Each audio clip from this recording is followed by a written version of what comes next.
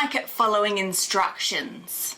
Now, when it comes to things like building a Lego set or staying inside the lines with colouring in, I'm pretty good. But when it comes to following instructions from like my mum or my dad or my grandparents or my teachers when I was a kid, I didn't always listen. And as an adult now, I know that those adults were just telling me things to help make my life easier or to make sure that I was safe, but for 1,000 different reasons, I decided I knew better. And I can promise you, when I decided that I knew better, it usually didn't work out very well for me, and sometimes it didn't work out for the people around me either. Why am I telling you all of this? Well, actually, it connects pretty well with our story today, which is about my friend Jonah. You see, Jonah was a prophet, and his job was to kind of go around and tell the people what God was saying, which meant that God would talk to Jonah, and he would need to listen, and then do what God had asked him to do. Sounds simple, right? Except just like our parents, or our grandparents, or our carers, or our teachers, sometimes God would tell Jonah to do things that didn't make him feel super excited. You see, one day, God asked Jonah to go to a place called Nineveh, which was full of people who really weren't making very good choices. And God wanted Jonah to tell them that what they were doing wasn't the right thing to do, but also that he loved them. Well, Jonah, he didn't really want to listen to God. So to avoid having to go to Nineveh and listening to what God wanted him to do, Jonah did the obvious. He climbed into a fishing boat, obviously, and then made sure that that fishing boat was going in the absolute total opposite direction to a place called Tarshish. And although things had started pretty well, quickly a storm front moved in and turned the sea quite violent.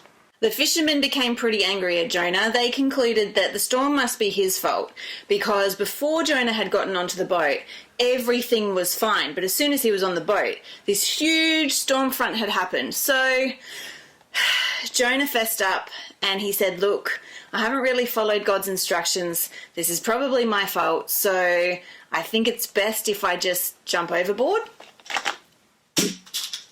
But don't worry, this is not the end of Jonah's story, because God sent a giant fish to swallow him up so that he would be safe, but very smelly.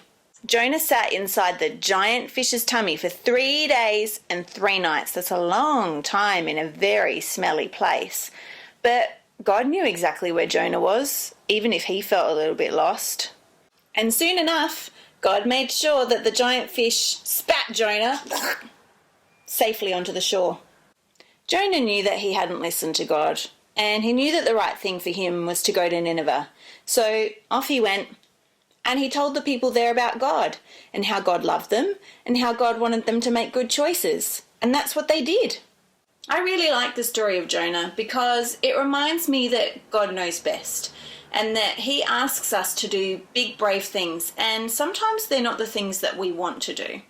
God asks us to put others first, and sometimes that means that you'll miss out on things like getting the extra slice of pizza that you really want because you make sure that everybody has what they need. It also means sometimes we share what we have, like our toys. So it might be that you might choose to donate some of your toys, even when they're still working and in really good condition, to a charity, or maybe to give to some kids who don't have any toys.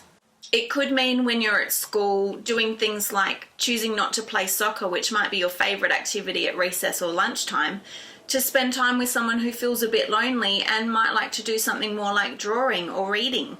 Sometimes if we choose to be selfish, we can feel really far away from God, and it can feel quite lonely. You could make a choice that's so bad that you might end up inside of a giant fish at the bottom of the ocean. Okay, well that probably wouldn't happen to you, but still, even if it did, God would know exactly where you are, and he would still love you. So if you don't remember anything else from today, I want you to remember this.